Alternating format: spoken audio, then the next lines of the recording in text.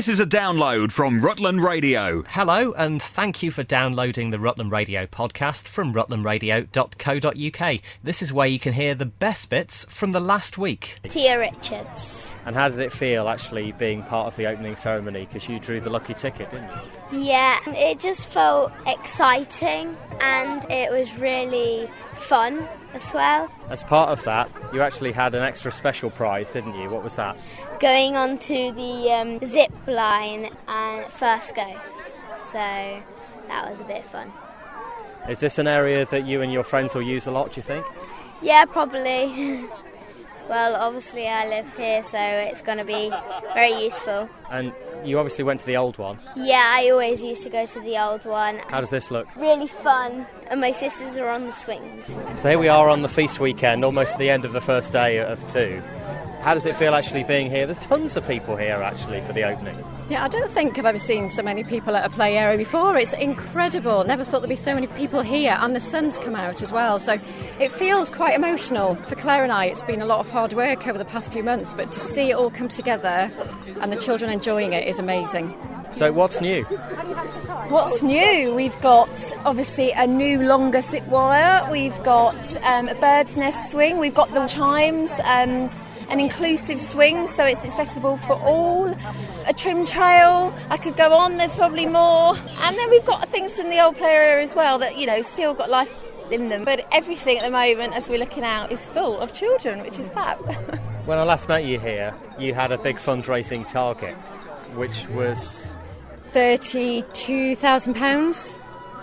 And you got it. And we've got it, yeah. We really didn't think that we would. We thought we'd raise enough to maybe buy a few swings, a trim trail. We would have been happy with that. Yeah. We were quite determined, and we've done it. We're amazed. We're absolutely amazed. And I think as well as companies donating and us managing to get grants, the local community have been so generous, and we've had some amazing donations off local people. So, yeah, we've got there. So when can people use this? They can come and enjoy it 7 days a week from dawn till dusk. And, you know, lovely weather, come with a picnic or come and buy cake and tea from the cafe and enjoy it. That's what we say. It does work really well, doesn't it, having the cafe behind, you know, it's a whole amenity. It is, yeah. I think for families it's great because, you know, as well as the cafe, you've got the toilets and you've got beautiful grounds to play. There's boys over there playing football on the football pitch, so it's got everything, really. I think in the old play area we used to go for a play for half an hour, then come to the cafe, but we can stay here and families can sit and watch their children, supervise them, and they can enjoy themselves, so it's amazing, really lovely. I guess it means a lot to every parent who's here, really, because, you know, they've got something that's not going to cost the earth, that actually is potentially free for children just to let off steam and have fun. Yeah, and I think, you know, as we said before, being in a village sort of rural location, sometimes you don't want to get in the car and drive somewhere. You just want to be able to walk down the road or go for 5 minutes down the road on a bike ride from the next village, you know. So there's the potential of that here. It's definitely, I think we've done a good thing with moving it, and yeah, it's good. Anything else to add? Just for people to come and enjoy it. I hope people will come down and see how lovely it is. And I guess just a couple of thank yous to everyone that's donated and to Lewis from Playscape Playgrounds who's helped us to install it and design it. I think without all these people it wouldn't be here, so huge thank you. I don't think there's anywhere else in the county where this has happened. No, I don't think there is. I mean, there's obviously down at Rutland Water, but that's probably a company that's done it, isn't it? Whereas we're just individuals. So to us, I think we're still in shock that we've been able to do it, you know, because we're just mums with children that want somewhere for our children to play. Highlights from the past 7 days, the Rutland Radio podcast. Now, yesterday at St Nick's at Cottesmore was a big festival which was involving Cottesmore, Whistendine, Langham and Ketton schools. I'm here with the Whistendine Rock Band. Now, tell us about the songs that you did today. Well, we did We Will Rock You, Wonderwall and Facts, and it was really fun doing them. So, who was you? Most of you were singing, weren't you? Yeah, we had a few soloists, which was really cool, so yeah. So did you do this kind of stuff at school then, actually sing along to pop songs? Yeah, we did a music night a few weeks ago, and that was good. We had every single musical person doing it, so with all the instruments. And you had a drummer and you had like a guitarist as well. We Yeah. had a drummer, a guitar, a keyboard, go-go bells. A go-go bellist, yes, I don't know what to call it either. Yeah. For sax, we did a dance and like You choreographed it? Me and Kiyomi choreographed it. with help Cool, of what else? Lydia and Bay, Yeah. which is cool. Fab. I mean, as we head towards the end of term, what could be better really when you think, music, like dance workshops, you've got all sorts of stuff here. You've got ice cream. Yeah. How good is that? Yeah, at least it's sunny. At least it's not raining. Oh, Daisy's ice cream broke though. Yeah, it's 4 days. Like that ice cream always is happens, a doesn't it? really good part about it. The problem with ice cream is it melts. That's it really, isn't it? Yeah, Well, her thank ice cream's going to flood the field. Yeah, it'll be fine, don't worry. This is Rutland Radio. Well, Chris, firstly, welcome to Tugby. Obviously, you can see the undulating hills here. Is this kind of similar to where you reside? I'm in the northwest on the Wirral Peninsula. It's a little bit flatter than this. I used to spend a lot of time, a long time ago, riding in this area because this used to be, the Leicester area was the home of cycling. This is where the national team trained when I was in it, when I was a youngster, pre-Olympic Games in '92, where the national championships were held. So I know these roads fairly well. They are quite lumpy. And it tends to rain quite a bit around here as well, which is why it's so lovely and green. Now, around the time that actually you did get your Olympic gold medal, that was the time really that people started to take a real interest in cycling, whether they were fans of it or not, and it just seems to have built on that ever since. Yeah, I mean, back in '92, we didn't win Olympic Games, never mind cycling. I think there was 4 Olympic events over all of our sports that we scored in. Now, of course, the Olympic cycling team, the last 2 Olympic Games, has been in the top 10 as a country in the overall medal table. So very, very different times. People weren't really ready for it in '92. The cycling gold then was first in 72 years, but now it's become normal. Since about 2007, the British team really started to perform. And then 2008, huge results. Then we win the Tour de France, then again in London. So it's just become a mainstream sport. And because it's so accessible to normal people, people have got involved and gone and ridden sportifs and gone out on their bikes. So I think it's a wonderful transition. And the next big step for me would be to see it used as just a great form of transport. And around here we obviously have our own, you're talking about sportifs, the Rutland to Melton Cycle Classic, which has been going 10 or 11 years, and that's undulating kind of round and round hills around here just for miles and miles. Yeah, and the beauty of the sportive type event is you can choose what pace you can enter it. You don't have to have a licence, you don't have to be in a club, you just turn up and have a go, pay your entry fee, and it's all signed and catering's all done. And it makes cycling really accessible, and people can do it with, in cut-off jeans and stop at every feed stop and have a chat, or they can treat it as a race or anything in between. And I think that's the beauty of the sport, really. It is genuinely accessible to the 8-year-old to 80-year-old, and frankly, either side of that as well. And it is becoming such a popular form of exercise, particularly for, say, runners who actually get to the point where their knees just aren't taking it anymore. It's a brilliant transition. Yeah, it's a very forgiving form of transport because you can still smell and hear everything around you, unlike in a car. But you can cover more ground than you can when you're running. I enjoy my running, but getting out on a cyclocross bike is what I enjoy now, tracks and paths and just exploring. That's the beauty of it, really, is that it's non-weight bearing. It's a very controlled circular motion, so injuries are almost unheard of. So it's a great form of transport for everybody. And tell us about the Boardman bikes that are here today and your involvement. I invested in a business that I believed in, as I mentioned earlier, as a form of transport as much as anything else.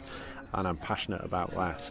But I enjoy the sport, I've got links to the sport. Dame Sarah Story set up the Podium Ambitions team, women's cycling team, and I've always admired her, and she's got real vision as well and wants to make it a more accessible sport for a lot of top women to make the leap into the national team. So we got behind that, and Café Ventoux here in Tugby is just a wonderfully lovely place to be. It's very warm and friendly, no matter what level of cycling. If you've never ridden a bike before, all the way to local groups meeting here. It's a beautiful place. We're sitting in the sunshine now outside in this fantastic countryside, and they were kind of people I wanted to partner with because I wanted to be more than selling bikes. I want an experience. I want cycling to be an experience for people. Chris Boardman, thanks very much for joining us on Rutland Radio today. Thank you. Highlights from the past 7 days, the Rutland Radio podcast. I'm Jackie Murray and I'm the Education Officer for the Rutland Osprey Project. It's a big year, obviously, for the Osprey project, and what a history over the last 20 years. Oh, it's been amazing. 20 years. When the first people introduced the Ospreys 20 years ago, no one knew it was going to take off the way it has. No one knew if the birds would come back, but the birds have done their thing, and now we've got local kids involved, and kids from all over the world are engaging and working with our website and doing all sorts of schoolwork that they're sending in to us. And this project of filming today with this song has come out of that. The teachers are so enthusiastic. They got the kids to write this song, and the kids have been performing it, and we're putting together a DVD with all sorts of funny little sketches in, a bit like the kids' nativity play. It's just hilarious, but it's going to get edited, and it'll be absolutely great when we've finished it. Just for the school's use, or? No, for the school's use, obviously, but we're hoping to put it on our website and making a DVD of it, and the kids' parents will be able to buy that DVD just to cover the costs of production of the DVD and the backing track that's been professionally put together for this song. Now, this isn't the first Osprey song. In fact, was it just last year we were here? It was only a year ago we were here doing something almost identical, but this time I think we might be a bit more organised.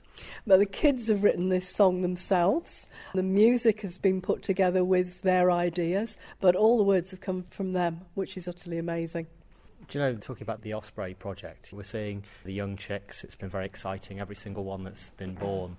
It's very sad that nothing lasts forever and no bird lasts forever. We think of Mr. Rutland. Oh, it's such a shame. He'd have been 19 years old if he'd got back this year. But sadly, he didn't make it back. And pure coincidence, his mate didn't make it back either. So neither of them were pining for the other, and the nest never got used. But the positive thing is his great-grandchildren are back and they're breeding, and we've got 7 active nests within the area, mostly on private land, and it's just great. We don't know how many chicks are there until we ring them, and that'll be soon. And then we'll know exactly how many more. But his legacy has just carried on and on and on. It's just brilliant. Rutland Radio's best bits on the podcast. Dame Sarah Story, thank you very much for joining us. First of all, tell us about the team Podium Ambition, where that's all come from. Well, Podium Ambition is a company that started nearly 3 years ago. Myself and my husband were sat with a nearly 12-week-old baby and looking at whether I came back into competition after having her. We were just about 12 months following the Olympics and Paralympic Games, and we needed to make a plan as to whether, if I was going to carry on to Rio, how that was going to happen. And we'd worked in some incredible teams across the period from Beijing up to London, but we always wanted to take our own team somewhere where we took the best bits of those teams, put our own ethos into it and built something up. So we made a few phone calls, and we started in the beginning of 2014 with a first club team. And then the second year we stayed as a club team but did more UCI racing. And the girls were just chomping at the bit to get at higher levels and bigger races. So we made the plunge to take the team into the UCI ranks for this year, 2016, which actually timed in really nicely, with me obviously having a big push into the Games in Rio, bringing in some other Rio challengers in Katie Archibald and Joanna Rousel, who were selected for the team pursuit, and looking forwards to what we might do in the 4 years in the run up to Tokyo. So we have the professional team, which is Podium Ambition, powered by Club La Santa, and then we also underneath that created a community club called Boot Out Breast Cancer Cycling Club, and that gave us an opportunity to build a development pathway through as well, because whilst we'd had that UK base for the first 2 years, it would have been easy to leave that behind and then lose a talent pool. So we created the scholarship riders to the professional team, housed them in the club. In just 6 months we've got around 61 riders from all over the UK. The majority of the riders do sportifs and fun challenge rides, and then we've got a racing section. We've got 3 paracyclists, all 3 of which are going off to the Paralympic Games as well. And then we've got that feeder through into the professional team. And do you think Rio's going to have that buzz that, ever since 2012, the Olympics, it's always been obviously the world's biggest sporting event, but it just seems as though everything's kind of taken a step up since we've hosted it here. Well, having a home games just completely changes everyone's perception of an Olympic and Paralympic Games. More people get involved because it's in a home country. Some people love to hate the idea of it being in a home country and complain about how much it costs, but then they're really kind of curious about, what is it about, what's so magical about a sporting event of this magnitude. It just is an amazing event to have all those sports competing within the same 2-week, 10-day period. And people love that magic of the Olympic and Paralympic Games, and I think having that home games really provides us with a trigger then then what's happening to the team? Where's it going to go? Can it improve on the home games performance? Because we know that 12th man of the home games gives us that little bit extra.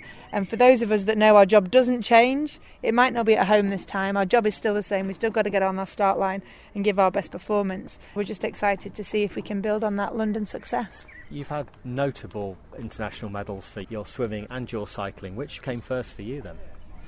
Well, I started out as a swimmer when I learnt to swim as a 4-year-old, progressed through the school ranks and then was selected in '92 for my first games as a 14-year-old. And it was more a case of swimming choosing me at that point. I was a multi-sports girl at school. And swimming lasted 4 games for me, and just a chance opportunity and a chance to learn to ride the Manchester Velodrome, and then a series of ear infections which led to me riding a bike a little bit more and getting that cycling bug, as people refer to it. And then all of a sudden I found myself on a plane to the European Championships, or I should say a boat, because they used a boat that year. Terrible idea. We went on the boat to Holland for the European Championships, so it's not all glamorous. But then cycling presented me with a world record and a couple of gold medals, and I was like, well, what's all this about? And I had a decision to make, because by that point we knew we had the games in London. It was 2005, they'd just been announced, and was I realistically going to win a gold medal as a swimmer? And everyone was like, well, you could do, but I think cycling's a really exciting prospect. And I switched sports, and ever since then there's so many things you can improve on in cycling. You're constantly learning about bike handling and positioning. Like road racing, to some people is incredibly boring, but when you get into it, it's the intrigue of it, and it's just so technical, and those things make it really exciting. And we've got quite well-known road racing around here as well. I don't know whether you've ever seen the Rutland to Melton Cycle Classic, that is so well-known as a Belgian event in England. Yeah, road racing in the UK has just gone from strength to strength, and I think we're now at the point where we need to get more people on side to start closing roads more frequently. Within the women's peloton, we get very few fully closed roads. You know, the Melton Classic is coming up in July, and it's an incredibly exciting event. But for the majority of the National Series races, the roads are still predominantly open, with the girls only allowed to race on the left-hand side of the road. The equivalent in the men's is the Premier Calendar, and you would never have that for those. We can all cycle. Like, you can go to a time trial event and you've got 8-year-olds with 80-year-olds all having a drink afterwards in the headquarters, and it really brings communities together. We know sport solves so many ills, you know, social inclusion, and so diverse, but I think now to kind of really make the next step and maximise what we've got, we need to look at, you know, how we develop it at the very elite level, so that as youngsters are coming through, they know Cycle Classic is one event in Leicestershire, we've got other events up in the Tour of Yorkshire, we've got things that are going on in the south, and they become real iconic events. Most decorated Paralympian of all time. That's still a title that you hold. Apparently so.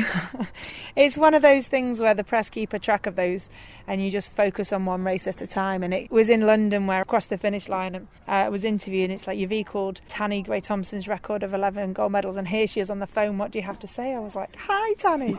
You know, what do you say? Tanni's been a mentor and an incredible inspiration and source of support for me ever since I went to the games in '92, which was where she won 4 gold medals, and I always wanted to do the same thing, but focus on the process, focus on each start line, focus on, you know, recovering and the next one. Don't think about the outcome, just make sure that you focus on your best performance. And, you know, from Tanni Gray-Thompson and Chris Holmes, both now in the House of Lords, you know, those kind of mentors, you know that they're incredibly high achievers, and to be put on the same page as either of them is just, you know, seems quite crazy to me.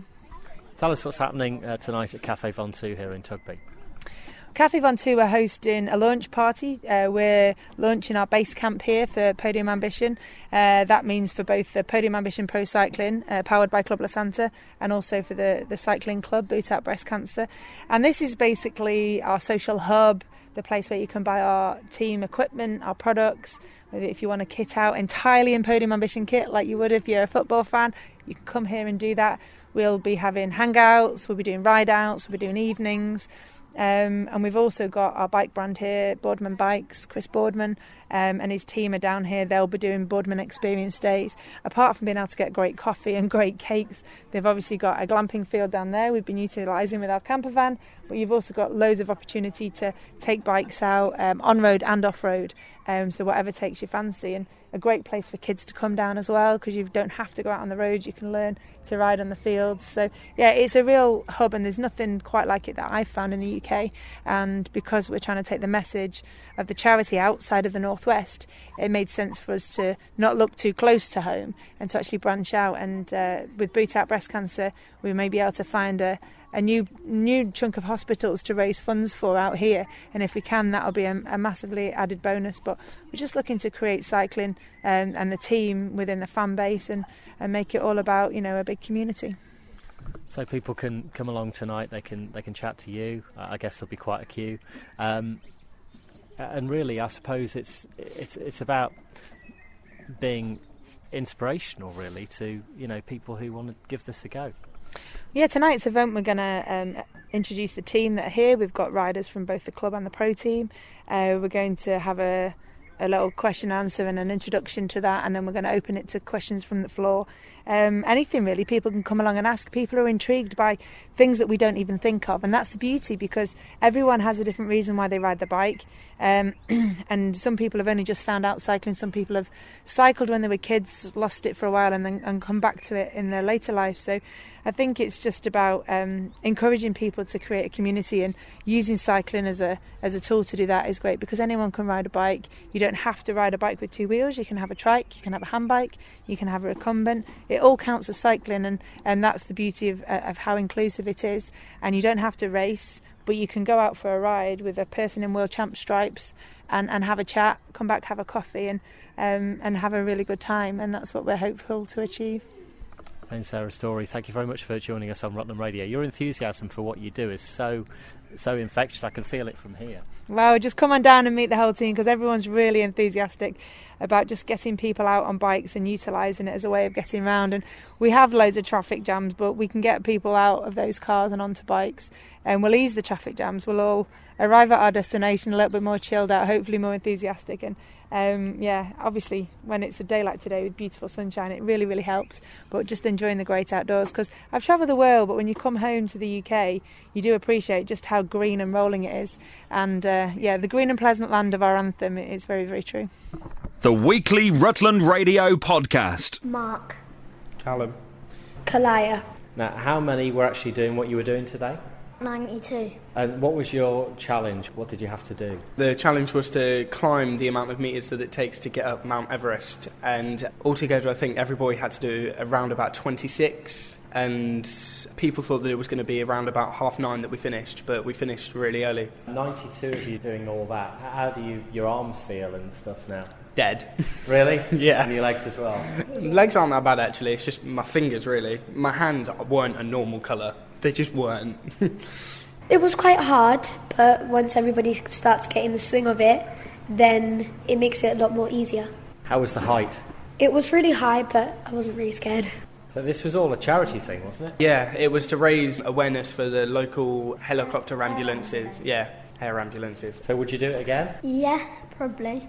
It was very tiring, though. I bet it was. And how many could be on at any one time then? It was 4 on at a time, because there's different levels, difficulties. So there was different colours. The green rope's I think it's the easiest, and the blue is the second easiest, and then the black is the third easiest, and then the red is the hardest. Is this the first time you've done anything like this ever? I've done it at there's something at fairs and that like it. I've been on those. And how much money do you think you're going to be able to raise as Wilds Lodge together? No idea, but we've done charity events beforehand and we've made quite a bit of money just because we are known around the public and the community, so we could make quite a bit, to be fair. Best of luck. Thanks for joining us on Rutland Radio. Well done for doing it. Thank you. This is Rutland Radio. Well, Morgan, tell us firstly how this award came about, this opportunity really, more than an award. Well, every year the Proms runs the Inspire competition, which is for young people from the ages of 12 to 18, and it's an open brief. You get to write anything you want up to the length of 5 minutes, and I've entered it for the past few years and was shortlisted last year, and so I thought, well, it seems my fortune's going up, so I thought I might as well enter it again and see how it happens. And yes, this year I was alerted after several missed calls by telephone. And yeah, they just said, well, your competition's one of the 6 selected winners, and I was very happy. Now, you're a multi-instrumentalist at Oakham School, it's fair to say. I mean, we're speaking in All Saints Church after the chamber choir concert, which you sang as a tenor. You've played clarinet in here as well as one of the earlier concerts. Where do you see your musical ambition going then? Well, I think more and more it's looking like composition is going to be the way to go. I mean, I've always known it's going to be music, but I didn't know quite how it was going to take shape. I started thinking, I was going to become a pianist, then I realised that required a lot of practice and something which I just don't really have the drive for. But I think with my instrumental lessons, what I'm able to do is I'm able to develop my technique, which then enabled me to write more comfortably for various things. So everything seems to be linking back to composition. It's looking more and more like that's the way it's going to be going. So as far as the proms competition, mid-August you'll actually be down in London with your piece being heard. Yes, on my dad's birthday, which is going to be a nice present for him. So, on the 15th of August at the BBC Broadcasting House, there's a special event where all 6 Inspire winners are going to be played by members of the Aurora Orchestra, conducted by Nicholas Cologne. It's going to be very exciting. And then later on, part of the prize is that you get a BBC commission, and that, as of yet, is completely unconfirmed as to what that's going to take shape as. But, it's going to be very exciting for the next few months to see how this will all develop. Highlights from the past 7 days, the Rutland Radio Podcast. Also, over at the Somme, of course, 100 years since the Battle of the Somme. There's many events happening in Stamford and Rutland. For instance, the Stamford Royal British Legion tomorrow morning have a service and also piper playing at 7:30 tomorrow morning, the exact time that everything began 100 years ago. It was such a huge event for the British Army, for the French, and against the Germans as well, and could well have been a turning point of the war, it's thought. Now, over at the Somme from Rutland Remembers is Jim Buchanan. Now, you're standing right next to where it all actually took place. Yes, Rob, good morning. I'm standing under the big arch of the Tietval Memorial. This vast memorial on the Somme has got the names of 72,000 soldiers whose bodies were never found or identified after that battle, and among them are 53 Rutland names. And if I move over to Pier 3A, this is where we find them, including the story of William Shelvey and Herbert Berridge, who came from Morcott, best friends, joined up together and died on the Somme within 2 weeks of each other. And there's some more extraordinary Rutland stories here. The youngest of our soldiers to die was just aged 16, William Clifton. And he died on the Somme in September, one of 93 Rutlanders. Now, the first day of the Somme is tomorrow, or 100 years ago is tomorrow. On that day, 8 Rutland soldiers died, and they will be removed here by a vigil tonight, attended by the royal princes, William and Harry, and vigils will be taking place across the country. But for us, our thoughts tomorrow will be for those Rutland men who went to the Somme, fought and died. It was 20,000, around 20,000 who lost their lives in the first day of battle, wasn't it? And actually the battle continued through until November. It really was a terrible time. And as you say, 53 people from Rutland, 53 soldiers from Rutland were lost in that. Well, 53 soldiers from Rutland whose bodies were never found were lost. Altogether, 93 soldiers from Rutland. Some of them do have graves at the many cemeteries in this area. But you're right, the Battle of the Somme, the disastrous first day in which nearly 20,000 men were killed, and the battle then went on for another 140 days. And the slaughter, not quite on the scale of the first day, but by the end, the casualty total was around 400,000 dead, wounded and missing. Now, you, along with a team back in Rutland, actually set up a website, rutlandremembers.org, to profile as many lives as you could who were lost in the First World War. That's nearly 650, actually. That's right, 646 to be precise, Rob. Yes, we are working our way around, visiting their graves wherever they are around the world. And we've also produced a map on the site for those who died on the Somme, and people can go on and they can click on the poppies on the map. It will show the precise spots where the individual soldier fell. We worked all that out by looking at trench maps and looking at battalion war diaries, and we think we got it pretty well spot on exactly where these guys died. So it's worth logging on, www.rutlandremembers.org. Jim Buchanan, thanks very much for joining us this Thursday morning here on Rutland Radio. Of course, the eve of the Battle of the Somme commemorations, and the vigil starts later this evening. The weekly Rutland Radio podcast. It's Rutland Radio at breakfast time. I'm Rob Pisani. Today is a historic day in history, exactly 100 years since the Battle of the Somme. A battle that lasted months, a battle that claimed so many lives, including over 90 in Rutland. There's a lot of commemorations going on. At Stamford War Memorial, in fact, there's a service that's just taken place, actually, 7:30 this morning with the Stamford Royal British Legion. And in Greetham tonight, at Greetham Church at 7:30, there's, a commemoration with a difference. The battle being brought to life through the stories of those from Greetham who directly were affected by this. Now, Paul Bland is with us this morning. You and your dad have done a lot, really, in village history to commemorate World War I in particular, haven't you?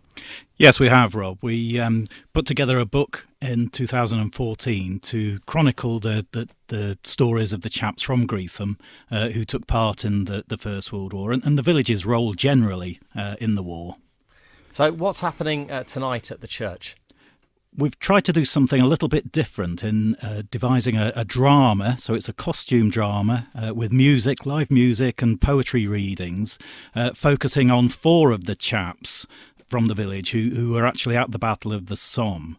And they were a chap called Charles Throsby, who was the village butcher, Harry Weston, who was one of the village bakers, Henry Bagshaw and Walter Brown, who were both ironstone workers from the village. And it's their stories that we're looking at.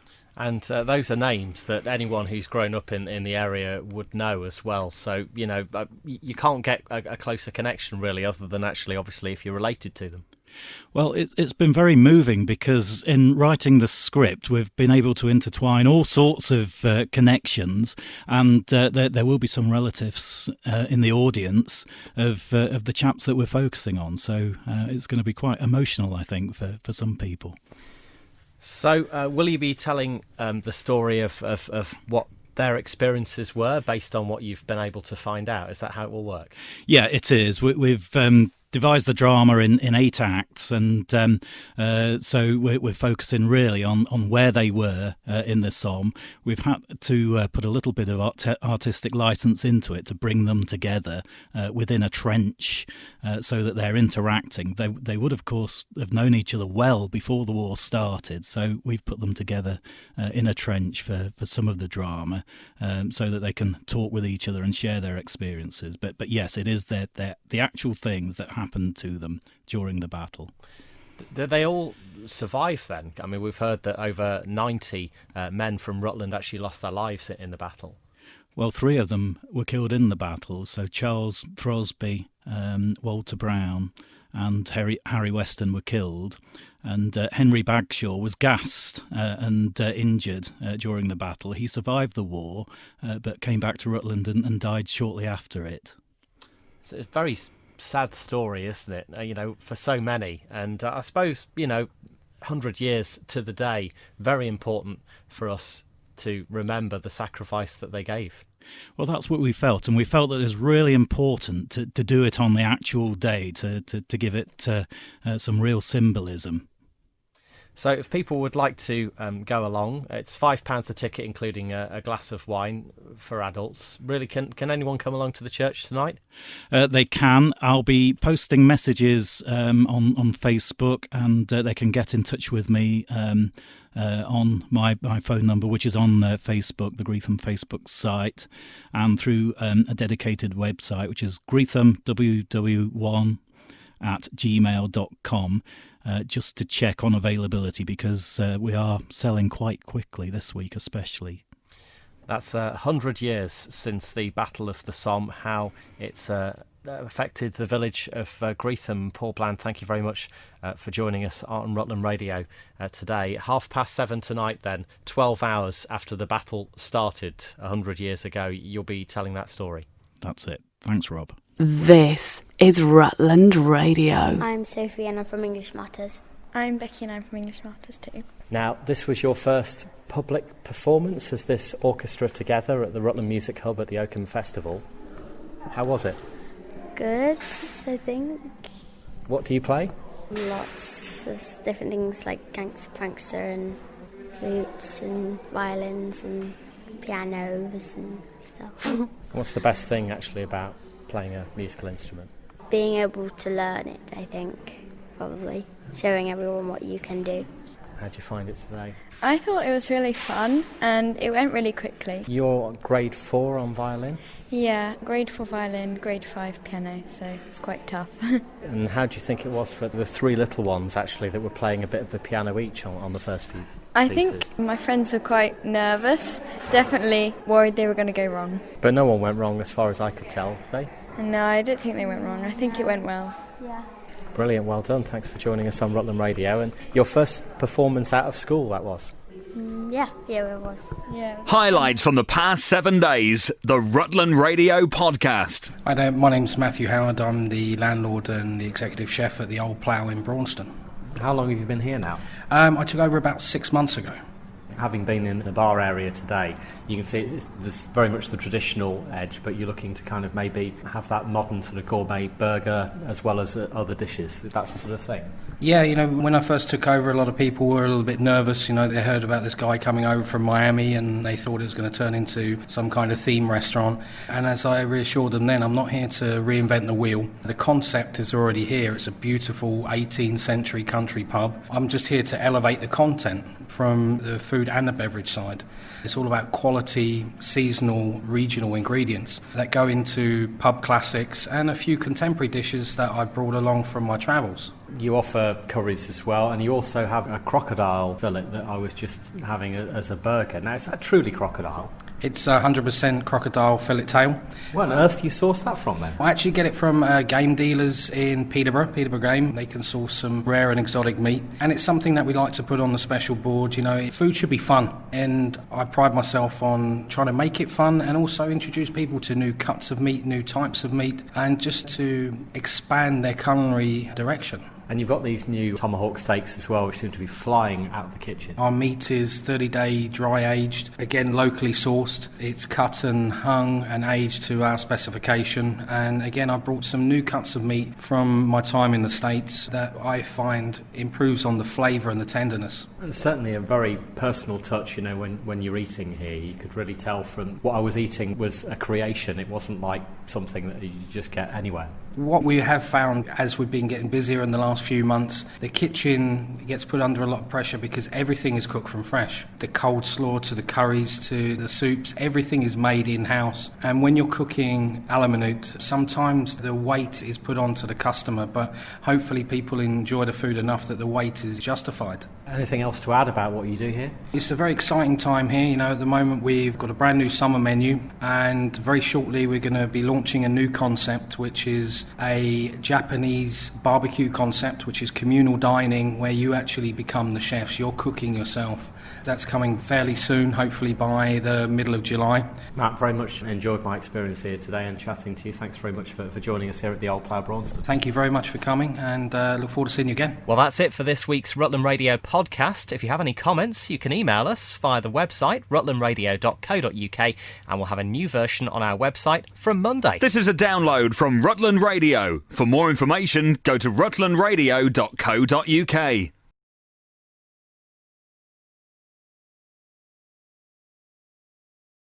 This is a download from Rutland Radio. Hello, and thank you for downloading the Rutland Radio podcast from rutlandradio.co.uk. This is where you can hear the best bits from the last week. Well, Lincolnshire Fire and Rescue, David, always part of the parade here, always the last float, and I'm here with John Murphy, watch manager to Stamford. Now, You're looking for more people, aren't you? It's a retained fire station at Stamford, so you've got people on call all over, but it's such a valuable service. You could do with more man and woman power. Yeah, absolutely. We're looking for men and women from the local community, basically to support and protect the local community. We've got vacancies and we'll try and fit in hours that suit them. And do you have to live a certain distance away from the station? Ideally, basically within the Stamford borders. Obviously, we'd like to get there within 5 minutes and get out to help people as quick as we can. So you've got a drill night on a Monday from 6:30 to 9:30. That's a good way of people popping along and finding out more. Yeah, absolutely. Every Monday we're there sort of 6:30 onwards for a couple of hours. If people want to contact us, come down there and see us. They're more than welcome. And what do you personally get out of being part of the fire and rescue? Because it's something we couldn't do without. Well, there's a variety of things. You develop lots of skills and everything else, but the reality is you do get to help people. And however you feel about it, when you're lying in bed on your own at night, that's quite often a good feeling. And it's fires, road accidents generally. Absolutely, and of course now we've got the ambulance to help out East Midlands Ambulance Service, so we're increasing our skill sets also. Great, thank you very much for joining us. Have a good day in Stamford today. This is Rutland Radio. Well, Friday night at the Oakham Festival was the London Ballerinas, and Katie Marshall, and 15-year-old Katie, as she is now, joins us here tonight. What a warm reception from the audience, and very well deserved as well, actually. That was all new material for you tonight. Yeah, most of it was really new to me. I only learnt it like a month ago, really. But the audience was amazing tonight, so welcoming for me and the ballerinas too. Now, tell us about your latest project. You're actually hoping to record some more music, aren't you? Yeah, I'm really hoping to record a new EP using Pledge Music, where people can pledge money to me and then they can get things back like signed CDs. They can even come to the studio for a visit. All sorts of things, really. But I really hope that people will get behind me so I can make this EP, because I'd really love to record another EP. So how do people find out more? Well, you go on the Pledge Music website, just type in my name, Katie Marshall Soprano, and I should come up. Yeah, just have a look what there is to offer, really. I talk more about it in the video and go into a lot more detail about what I wish to do with this EP. And you're performing very locally as well very soon. Yes, I'm performing at Catmans College production of West Side Story, which is going to happen next week, and I'm really looking forward to doing that because the rehearsals have been really fun and energetic, and I hope that will come across when we perform it because it's been so much fun. Who do you play? I play Maria, which is the lead female character, and it's been amazing, really. And what ultimately is your ambition? It's the same ambition that it always has been, really, to professionally perform, which you're now doing, of course, Yeah. and have been for a couple of years. Yeah, it's always been my dream to travel the world if I can and sing to as many people as possible. I just love performing to people and sharing my voice with people, really. Well, congratulations on a stunning performance tonight, Thank and thanks you. for joining us on Rutland Radio. Thank you. The weekly Rutland Radio podcast. Well, I wonder if this is history. The Stamford Festival of Floats has been going over 30 years. Could this be the first time we've actually had a marriage proposal? This is Rob and Stacey. Rob, you drive for C.S. Ellis. Describe us what exactly happened somewhere outside the church, which is obviously very appropriate. I was able to get hold of both sides of the family weeks before, and then coming past Scottgate, I think it's just all a blur. I actually remember getting out of the lorry and just before saying, I'm really sorry for what I'm about to do. So you stopped the parade? I stopped the parade, and I've had a lot of well wishes congratulating the pair of us, but yeah, just got down on one knee, and thankfully she said yes in front of all them people, otherwise it would have been a very long ride round. Yeah, it would have been a bit quiet. Stacey, how do you feel now? Was this something you were expecting? No.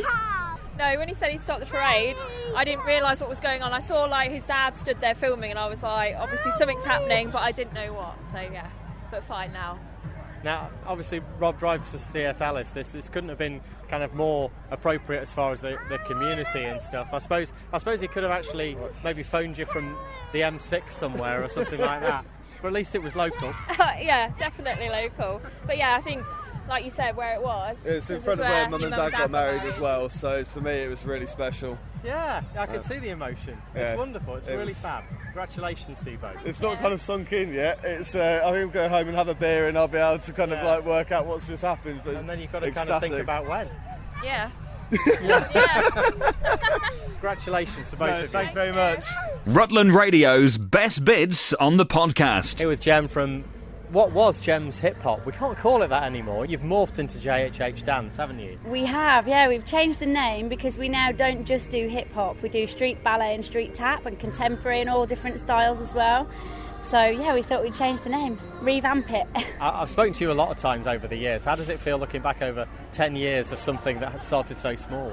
Oh my goodness, it's completely madness. It's just so overwhelming. It makes me really emotional. We've just done our 10-year anniversary show and we did like some footage over the last 10 years, photographs and little video clips and stuff, and it just makes me so proud. You know, seeing these kids just grow with the business. I'm just so proud of all of them and I'm so proud of us. It's a massive achievement. There's hundreds and hundreds of kids that have come and gone over the years, and it's the memories, isn't it? It's one of those things that will stay with them for life, whether they take it further or not. Absolutely. Well, that's what it's all about for me. My happy memories from growing up, you know, the buzz that you get before you go on stage, the adrenaline and all of that. I just love that we can offer that for our kids. It's just about building their confidence and, you know, giving them something to work towards and remember forever. Now, you still do classes in Stamford. You're doing Deeping and all over. Yeah, we do. The classes are based in Stamford. We've got most children in Stamford, but we also do Melton, Oakham, Deeping, Bourne, just all the surrounding areas really. And how young do you take them from?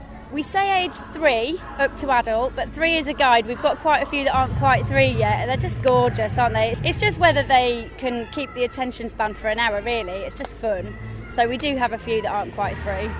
Well, congratulations on your 10 years and another great performance at the festival today. Thank you so much. Thank you. Highlights from the past 7 days, the Rutland Radio Podcast. And you can hear in the background the banging dance beats. That's what we say on Rutland Radio, you see, from the Jellyhead Collective, Liberation Helen King School of Dance. One of the floats here at the Stamford Festival, and also with Miss Rutland, Nikita Azapardi. Well, thank you very much for joining us. Congratulations on being Miss Rutland this year. Oh, thank you very much. I'm very excited about it. Is this your first time ever on a float It doing is, anything? yeah. Yes, it is indeed. I'm really looking forward to it. So tell us about your year so far. You're looking particularly to help the homeless, aren't you? Yes, I am, yeah. It's a big thing close to my heart is the homeless community, so I'm doing a lot for it. I've been really busy with events and charity work and setting up my own charity event at the minute, so it's been a good few weeks. And I'm looking forward to the rest of the year, definitely. And what a great occasion this is. I mean, you must have seen it in the past, I guess. Yes, yeah, definitely. Yeah, I come down every year, but I've never had the opportunity to be on a float before, so I'm very excited. It's a bit rocky, that's all I'll say. Yeah. I'm going to try not to fall over my heels. Exactly, yeah. Have a good day. Thanks very much. Oh, thank you very much. This is Rutland Radio. It's a big moment for me here at Rutland Radio, and it truly is, because, you know, sometimes you speak about people week after week, and then finally you get to meet them. George Robinson, how are you doing? Very well. Just being here at home is absolutely amazing, really. We're looking out over the cricket field here. All your friends are here. Yeah, it's sort of weird. You spend so long in the hospital environment, and then once you're out here in a massive open space that's so familiar to you, with all your friends and all your people that you're close to, it's just absolutely amazing. A week doesn't go by without me mentioning Team George. Last week, of course, the Witham Hall teacher who was doing 2 half marathons a day to get to school. Just today, the students of Stamford Endowed have been doing that sponsored walk. Yeah, it's amazing the ongoing support for Team George, and obviously you barely get away from it. It's just overwhelming, just continuously, really, over the past 10, 11 months. It's just been amazing. And how does it all help you? Because it's almost a year since it happened. Well, emotionally, it's really, really great. It just supports like your whole mental well-being, and knowing that there's that foundation of support and community that's like willing you on to get better and be well. It's really, really amazing. So what stage are you at now, and what needs to happen? I mean, you're here, you're at school, you're obviously in a wheelchair.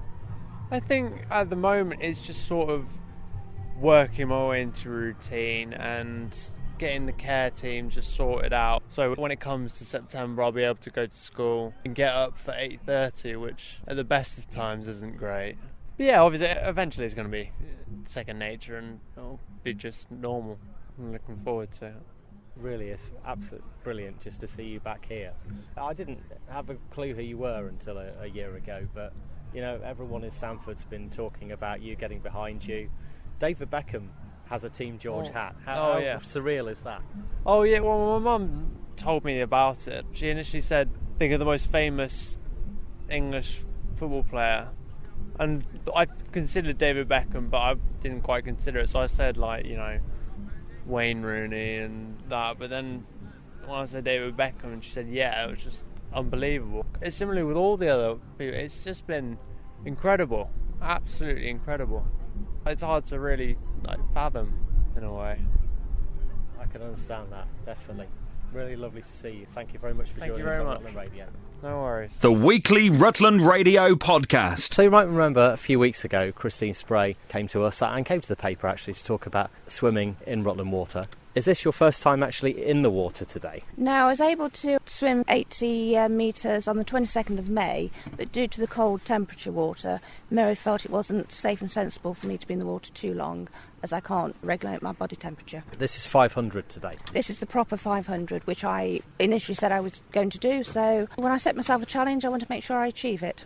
Well, good on you for following through, and very best of luck with it, Mary. It feels quite nice and warm.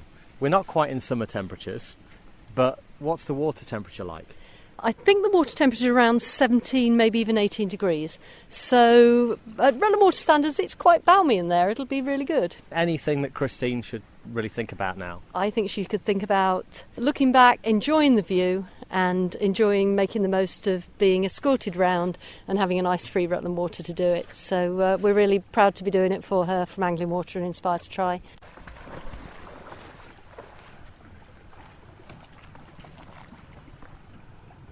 So Christine's in the water. She's made a good start, I have to say. Doing backstroke. Mary's just following her out. She has got a buoyancy aid. That's normal for any of the open water swimming that happens here at Whitwell. But she's doing well. Well done. Well, thank you. Well done. How was it? Wasn't quite a walk in the park. I can imagine. I mean, it's tough, isn't it? Because actually, once you're halfway out there, there's no easy way back. No, I guess not, but I did swallow quite a bit of water, which I wasn't intending to do, so I had to sort of keep blowing it out my nose. But I really enjoyed it, and it didn't take me as long to swim around as I thought it might do. I think you did an absolutely amazing job. I really did. I was watching every single movement, and you were just... It's the determination that kind of keeps you going. Yeah, but, I do love the water, on it, under it, and I'm used to swim as a child, so, no, I really enjoyed it. And what a beautiful evening. And what about the fundraising side? That's what it was all for, really, wasn't it? As well as a personal challenge to you. Yes, and I think I've raised about £670. I was hoping to raise 1,000, so anybody else that wants to throw a bit more money my way would be very much appreciated. And this time around, it is Christine-Spray-1. Perfect. Well done for doing it. I'm so glad I was here to see it. Huge well done for doing it. Yeah, thank you very much, Rob. Nice to see you again. Rutland Radio's best bits on the podcast. Tim Appleton, Reserve Manager at Rutland Water. This has been an incredible 2 decades, really, hasn't it? That's seen Rutland and the Nature Reserve put on the map even more than it was before. Absolutely. I mean, what's so exciting about it, it's been brought on a global scale almost by a single bird, a single species, the wonderful osprey. But it's really a forerunner for lots of other birds and other species because, through this osprey and the fact that it migrates through lots of different countries, it means that we can connect kids with a symbol that they can recognise. They may not know exactly what that bird is. Hopefully now they do, whether they live in Morocco, whether they live in Spain or Gambia or wherever. We've managed through this migratory species to bring people together. And we see a world that's so split at the moment, and these children today have been taking part from lots of different schools in our area, in Rutland and surrounding counties. Even as far away as Spain, we've had children, some of the artwork sent over from the Gambia as well. So it's bringing people together, and there's a common message there, is that conservation isn't on your back door, it's throughout the world, and it's something these kids hopefully will take forward through Rutland Water and the Osprey Project.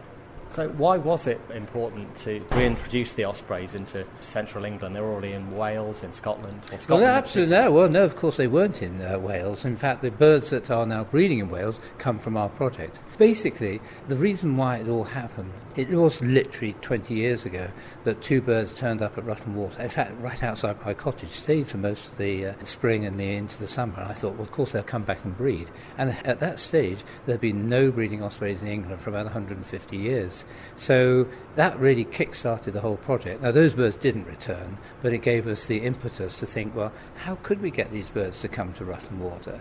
Well, we knew the slow progress of birds recolonising could have taken another 100 years because they love going back to where they were being born. We thought, well, if they were born or at least hatched here at Rutland Water, maybe they'll come back to Rutland instead of going off to Scotland or wherever. And that's really what caused us to sort of get the project off the run. We got some permission to bring young chicks over a 5-year period to Rutland from Scotland. They sat in their cages until they were able to fly. They flew off around Rutland Water for the first few weeks and then disappeared to West Africa or that part of the world. And then they started returning. And they didn't go on up to Scotland. They came home. They came home to Rutland Water. One question I asked the children, as far as the ospreys was concerned, is how do they know how to find their way back? It seems like magic to them. It's magic to me. It is extraordinary. I mean, when you think of an osprey, it weighs about, I don't know, almost 2 kilograms. So that's a relatively big bird. But a little willow warbler or a chiff-chaff weighs probably about 10 grams, and yet it does the same journey, and it comes back to Rutland Water. So they have this instinct, this inbred thing where they follow the stars, the moon, the sunshine. They familiarise themselves with their landscape, and they're able to return. It is one of the wonderful marvels and mysteries of nature. And the whole Osprey project has so much been about getting schools involved, as well as, nature lovers generally. Oh, totally. And that was one of my sort of real dreams, before it developed in the way it has done, particularly over the last 3 years. I saw the opportunity of using, social media, emails, etc., to sort of bring children together, and the fact that, children in England could start communicating easily with children in France, in Spain, in Morocco, across the Sahara, into places like the Gambia, Senegal.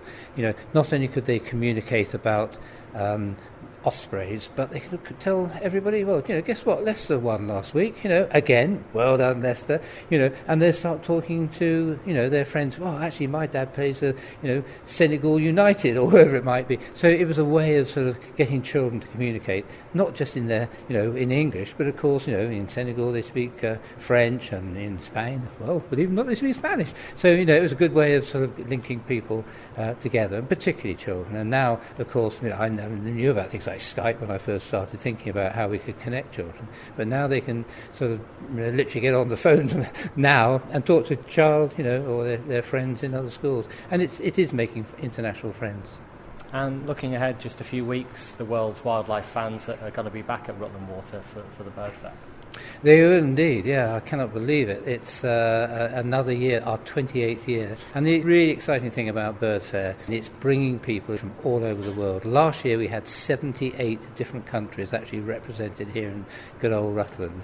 It's become the biggest wildlife event of the year. And we've now almost topped £4 million since I started it 27 years ago. So it's a phenomenal event, and I hope that lots of Rutlanders will remember the 19th, 20th and 21st of August. Come down and enjoy it, because it is something quite amazing.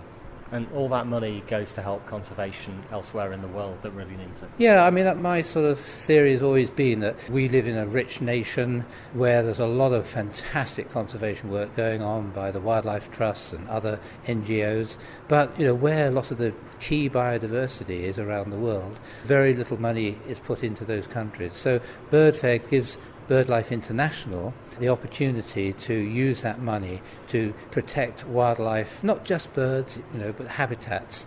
And I know that Rutland Water has produced this £4 million, but BirdLife have magicked that into a further £40 million, using it for match funding. So, we can really sit back here in Rutland and say, we are doing our bit for international conservation. We're helping to save the planet. Must make you really quite emotional if you think about it. It does, absolutely. And in fact, I mean, I could almost shed a tear today, listening to those wonderful kids, singing that song, which I'm pleased to say Radio Rutland have played already, so it's had its world premiere. And it was just wonderful. I mean, there we had those kids from ages from, in fact, my granddaughter, in fact, 2 of my granddaughters were singing there, alongside their friends, so we've got 4-year-olds, 5-year-olds, 6-year-olds, 7-year-olds. and the emotion you could see in their eyes. They were really enjoying it. They were swaying to the music, and it was just one. And the adults, I looked around, and again, I'm sure I saw the odd tear. There was some guy called Rob Bassani was there at the back. He was almost in floods of tears. Often am in these situations. Tim Hampton, thanks for joining us. Thank you, Rob. Highlights from the past 7 days, the Rutland Radio Podcast. Rachel, Teddy, Finn, Morgan, Joseph, Libby, Georgia, Polly, Becky. And tell us what you've been up to today. We've been doing lots of Osprey-themed activities. What kind of things? arts and craft and games like osprey fishing and that sort of thing. So what do you know about the ospreys then? When it gets too cold in the winter, they migrate. And do you know what they eat when they're here? Their favourite food is fish. And this isn't the end of your osprey journey this term at all, is it? No, on Friday we're all going to Rutland Water on the Rutland Bell for an osprey cruise. Have any of you actually seen them at Rutland Water before? Yes, sometimes you can go down to the hut where you see them with the binoculars. And what's the most special thing, do you think, about the ospreys to everyone here? That they're a very popular bird and they travel from Gambia to Rutland Water and it's very close to where we live. Do you know how they actually find their way back? I'm not actually sure. Neither am I. Yeah. Do you think it's like magic almost, isn't it? The way that, they're just flying through the air for miles. They probably just memorise it and kind of work out their way home. Highlights from the past 7 days, the Rutland Radio Podcast. I'm here with Ben Higgins, who goes to Catmouth College, who excels in a variety of sports. I was watching you about an hour ago in a tank at Inspired to try at Manton, actually running in the swimming pool. What was that like? It was pretty good actually. It was just trying out a new piece of equipment that Mary's got and I was just using it just to see what it was like and help her out. And tell us what you're up to this Friday, Saturday. At the English Schools Athletics Championships, which is the biggest competition of the year for me. And are you representing Rutland effectively? Leicestershire and Rutland, yeah. And if I go on to come first or second in that, then you go on to the Cyprus International and run for England. How old are you now? I'm 15. And are you competing with people all of your own age? It's 2-year age group. I'm in the first year, so I've still got next year, which is good. So you've got another year to kind of get there if you're not there this time? Yeah, still got another year after this, so next year's hopefully the big year. This year's just for experience. So what's your ultimate ambition then from here? Well, hopefully, obviously I've got to try and run for England as soon as possible, and then after that, just keep moving forward, hopefully Great Britain, and then we'll see. Very best of luck. Thanks for joining us on Rutland Radio. Thank you. This is Rutland Radio. Will Kirstein, Park Manager, Rutland Water. This has fitted in perfectly, hasn't it? Yeah, the aqua park is it looks almost like it's at home at the Water Sports Centre here at Whitwell. It has fitted in really nicely. I'm sure many people will have mixed views on a big floating thing in the creek, but yeah, it fits in well with the activity centre we've got here. And you managed to turn this around actually with the aqua park so quickly, meaning that this is a first in the country. Yeah, working with the aqua park guys has been really good. We've been working. We have had to turn it around really quickly. I think it was only probably about a month ago, maybe 6 weeks ago at best, that we kind of even sort of decided on the idea. So from sort of deciding, okay, well let's work with Aqua Park Rutland and put it in, to actually having the course floating in Whitwell Creek now. In less than 6 weeks, and it is the biggest in the country. So yeah, it's been a lot of work and not a lot of time. And there's still space for everything else. I mean, I saw on one side you've still got the canoes going on, you've still got all the activities of the Water Sports Centre. Yeah, indeed. I mean, Whitwell Creek we've always used as a water sports centre. Anyway, it's busy in the summer, but what has worked really well and has been quite important to us is to make sure Rutland Canoe Club can still operate. Our weekly Sunday swims with Inspire to Try still operate. Yeah, we've had to move the course a little bit, but I think actually it's in a better location for them now, which is great for the swimmers. And we can still do all of our raft building, canoeing, kayaking, supping, which of course is open to groups and is open to anybody who wants to come up and have a go as well. The weekly Rutland Radio Podcast. My name is Richard Drinkwater and I'm the co-owner of the aqua park here in Rutland.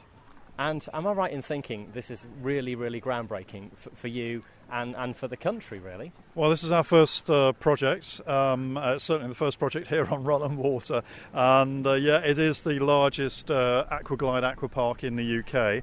And in fact, it has some of the largest pieces in the UK. So, it is quite unique in that respect. And you've turned this around so incredibly quickly as well. Yes, we concluded negotiations with Anglian Water after they'd done their various due diligence and obviously sussed out the environmental issues as well.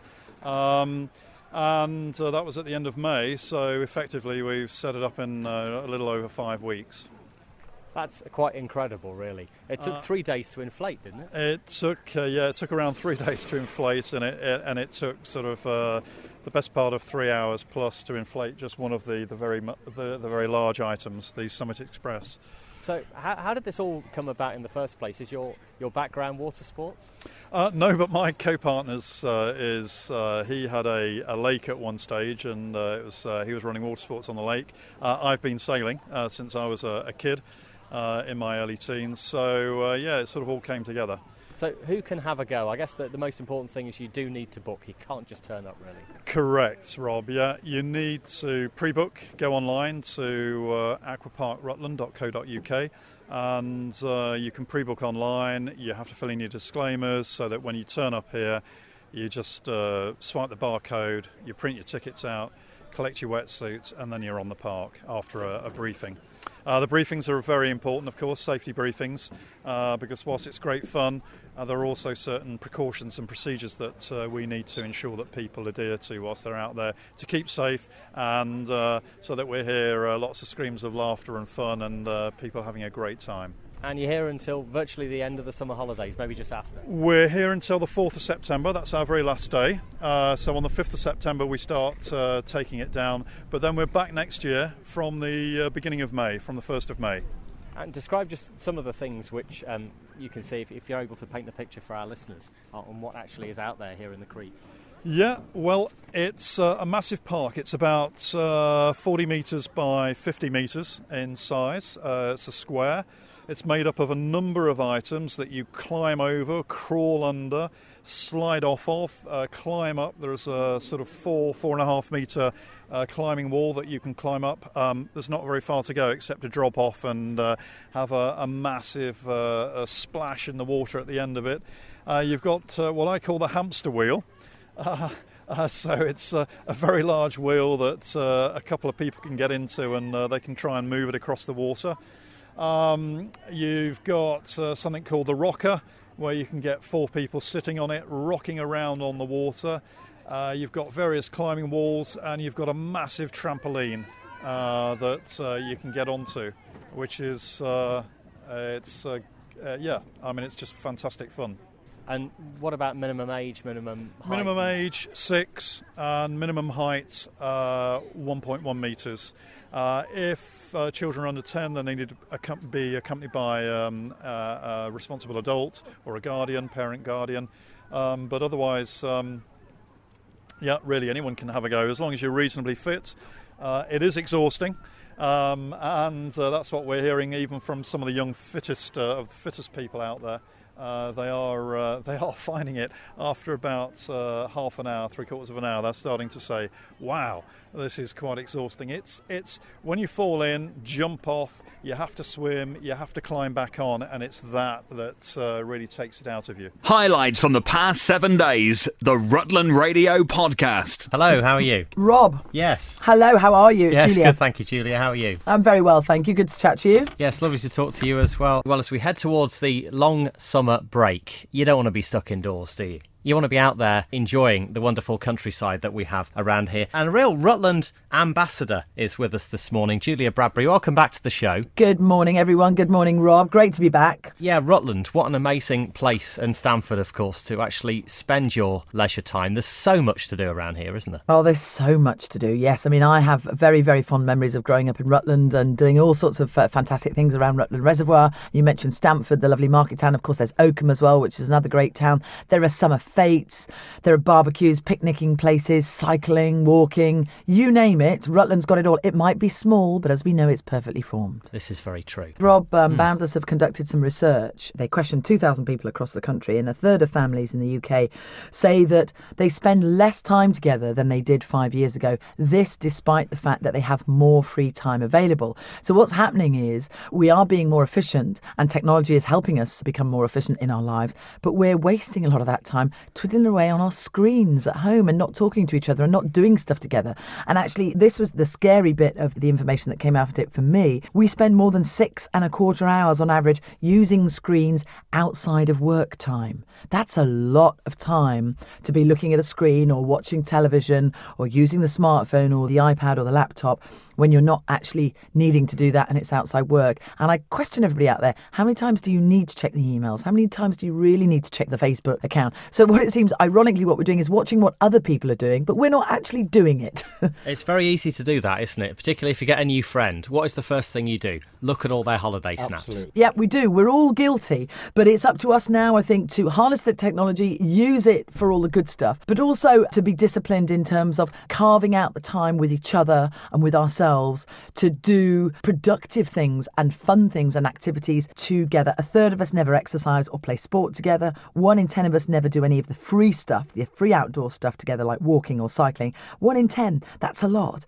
And surprisingly, 9% of families only eat together once a year. A year, so that's Christmas Day. That's Christmas Day. We're all kind of charged with living life to the full these days, but how else do you do it apart from actually live that life? That's right. There's no point looking at everyone else's life, is there, to that degree? No, there isn't. Absolutely none at all. You're not going to remember the time that you spent watching your box set of Game of Thrones or checking your Facebook account. So, Julia, what's next for you? I often see that you're either Wainwright Walking or Camping and Caravanning Club. You still have a lot to do with as well, don't you? Yeah. You know, there's a lot to do with the outdoors. A lot to do with the outdoors. I've just finished my latest series on ITV, Best Walks with a View, so that's done, and I'm out promoting the book Unforgettable Walks out there in all good bookshops at the moment. And I'm actually going to beautiful Buxton and Harrogate. I'll be fitting in some walks when I'm at the literary festivals this weekend, and I'll be giving talks at those literary festivals. And then I'm taking the wee ones for a little bit of sunshine over the summer, and then I shall be back walking some more and doing another series later in the year. And what is the single biggest thing that you've discovered walking? For me, it's just the fact that time slows down. Yeah, people underestimate how important time outdoors is in terms of it doesn't have to be full on. I think a visit to the park is just as important and can be just as valuable to you as a big outdoor adventure, whether it's camping or doing a big hike or climbing a mountain or, you know, taking on a bigger challenge. For me, I remember the stuff I remember from when I was a little girl. It's the time I spent with my dad when we went walking together. He taught me how to tickle trout. I've never had to tickle trout in my life, but I remember it to this day as being one of the most exciting days of my life when I was 7 and tickling the gills of a fish and flipping it onto the riverbank. You know, so these things are important, I think, to us as we develop and as we get older. So for me, what I love is spending time outside with my kids. And when my little girls, I've got a little boy who's 5 and my twin girls are 15 months old, when they're stressing and they're a bit sobby, the first thing I do is just take them outside and get them to walk on the grass and just introduce them to a little bit of green, and they instantly calm down. So for me, it's understanding the importance of nature and what it does for us. And it's just a really vital part of my life. Julia Bradbury, great to catch up with you again. Thanks, Rob. And hello to all the Rutland Radio listeners. A big warm hello. Well, that's it for this week's Rutland Radio podcast. If you have any comments, you can email us via the website, rutlandradio.co.uk, and we'll have a new version on our website from Monday. This is a download from Rutland Radio. For more information, go to rutlandradio.co.uk.